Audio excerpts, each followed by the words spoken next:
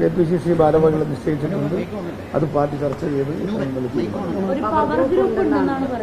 എന്തായാലും whatever it may be, എന്ത് allegations ആണെന്നും അവർ പറഞ്ഞത് അത് we will enquire by the party committee and then we will take a decision. കമ്മിറ്റിയുടെ details എന്താണ്? കമ്മിറ്റി ഇത് അന്വേഷിക്കാൻ നിയോഗിച്ചിട്ടുള്ള കമ്മിറ്റിയുടെ KPCC ഭാരവാഹികൾ 3 അംഗ സമിതിയെ വെക്കും. സമിതി വെക്കും. EP ജയരാജൻ ഇപ്പോൾ നീക്കിയിട്ടുണ്ട്, അതായത് പദവിയിൽ നിന്ന് നീക്കിയിട്ടുണ്ട്.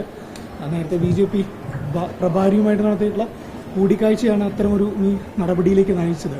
അങ്ങനെയൊക്കെ എന്താണ് പറയാനുള്ളത്? എനിക്കെന്ത് പറയാനുള്ളത്? അദ്ദേഹത്തിന്റെ രാഷ്ട്രീയ നയം, അദ്ദേഹത്തിന്റെ രാഷ്ട്രീയ നയം, ഞങ്ങൾക്ക് അതിനകത്ത് ഇന്റർഫിയർ ചെയ്യേണ്ട കാര്യമൊന്നുമില്ലല്ലോ. പക്ഷേ ജയരാജൻ എന്ന് പറയുന്ന രാഷ്ട്രീയ നേതാവ് CPM-ന്റെ അകത്ത് ഒരുപാട് പ്രശ്നങ്ങൾക്ക് മറയിട്ട് നിൽക്കുന്ന ഒരു വ്യക്തിയാണ്.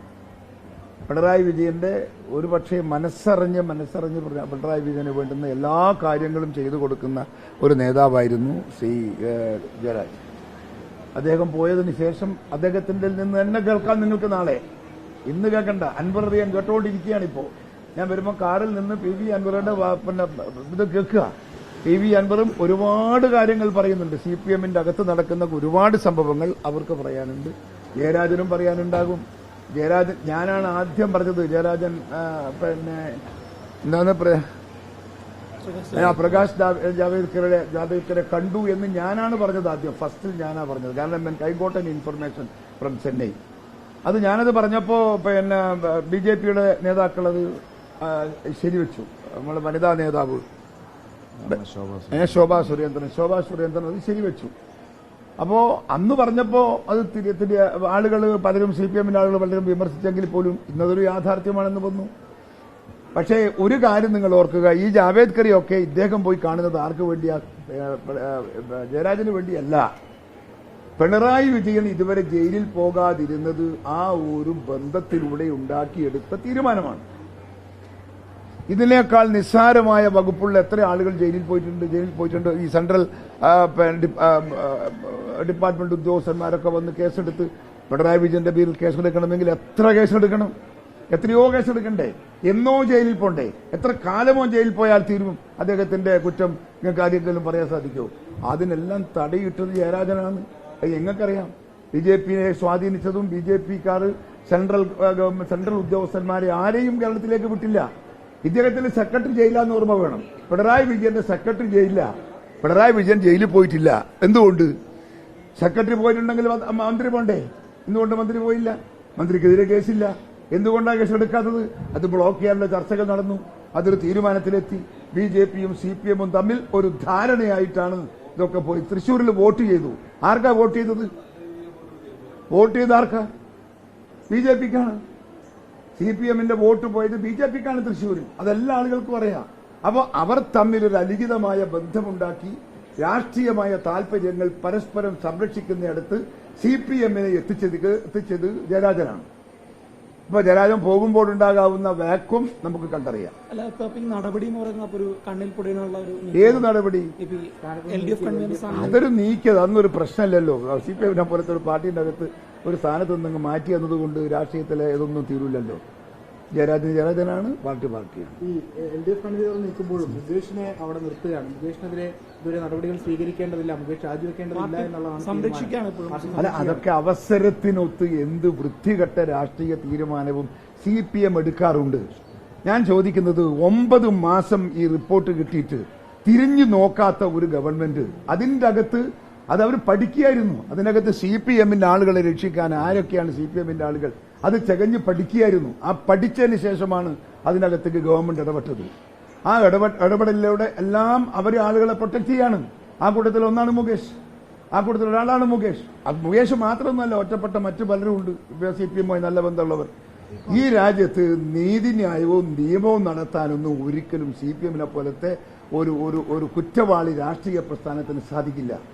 അവർക്ക് നാടിലെ ജനങ്ങളോട് നീതി പുലർത്താൻ സാധിക്കില്ല. അൻവർ അവിടെ നിന്ന് പറയുന്നത് കേട്ടാൽ തന്നെ മനസ്സിലാവും CPM-ന്റെ നയമെന്ത്, CPM-ന്റെ അപ്രോച്ച് എന്താ, പാർട്ടിക്കാരോടുള്ള സമീപനം എന്താ. നിങ്ങൾ കേട്ടു നോക്കുക അത് കംപ്ലീറ്റ്. ഞാൻ ചോദിക്കട്ടെ, ശശി എവിടെയായിരുന്നു കുറെ കാലം? ശശി ഇപ്പം മുഖ്യമന്ത്രിയുടെ ഓഫീസ് നിയന്ത്രിക്കുന്നത് ശശിയാണ്. ആരാ ശശി? ശശി ഇതുപോലെ തന്നെ സ്ത്രീ വിഷയത്തിൽ പാർട്ടിയിൽ നിന്നും മാറ്റപ്പെട്ടവരാ. നാട് ബഹിഷ്കരിച്ച ഒരു വ്യക്തിയാ ശശി. ആ ശശിനെയാണ് CPM-ന്റെ ഓഫീസ് ഭരിക്കാൻ, മുഖ്യമന്ത്രിയുടെ ഓഫീസ് ഭരിക്കാൻ നിയുക്തമാക്കിയ ഒരു നേതാവെന്ന് പറഞ്ഞാൽ തന്നെ ആ പാർട്ടിയുടെ എന്താ പറയാ വശം, അത് അവരുടെ നിലപാട് ഒന്ന് നമുക്കൊന്ന് വിലയിരുത്തിയാൽ പോരെ. ഇവിടെ ശശിനെ ഇത്രയും കുപ്രസിദ്ധി കിട്ടിയ ശശി എല്ലാറ്റിൽ നിന്നും മാറി നിന്ന് എത്രയോ മാസങ്ങൾ വർഷങ്ങൾ അദ്ദേഹം രാഷ്ട്രീയത്തിൽ നിന്ന് മാറി നിന്ന്, എന്നിട്ട് അദ്ദേഹത്തെ വീണ്ടും കൊണ്ടുപോയി പാർട്ടി ഈ മുഖ്യമന്ത്രിയുടെ ഓഫീസിന്റെ ചുക്കാൻ പിടിക്കാനാക്കി എന്ന് പറയുമ്പോൾ തന്നെ ആ പാർട്ടിയുടെയും ആ മുഖ്യമന്ത്രിയുടെയും മനസ്സും സംസ്കാരവും ബുദ്ധിയും നമുക്ക് അളക്കാവുന്നതല്ലേ. That's all. ഒരു കാര്യം കൂടി, ഈ സിമി റോസ്വെല്ലിന്റെ പ്രതികരണത്തിൽ ഒരു കാര്യം കൂടി പറഞ്ഞിരുന്നു, ഈ പത്മജ വേണുഗോപാൽ എന്തായാലും അത് ഞങ്ങൾ അന്വേഷിക്കും. അല്ല, കെ സുധാകരനോട് മുൻപും ഈ വിഷയം സൂചിപ്പിച്ചിരുന്നു എന്ന് കൂടി പറയുന്നു. എന്നൊക്കെ ഒന്നും സൂചിപ്പിച്ചിട്ടില്ല. അത് ഞങ്ങൾ നോക്കിക്കോളാം, ഞങ്ങൾ പരിശോധിച്ചിട്ട് റിപ്പോർട്ടാക്കി തരാം.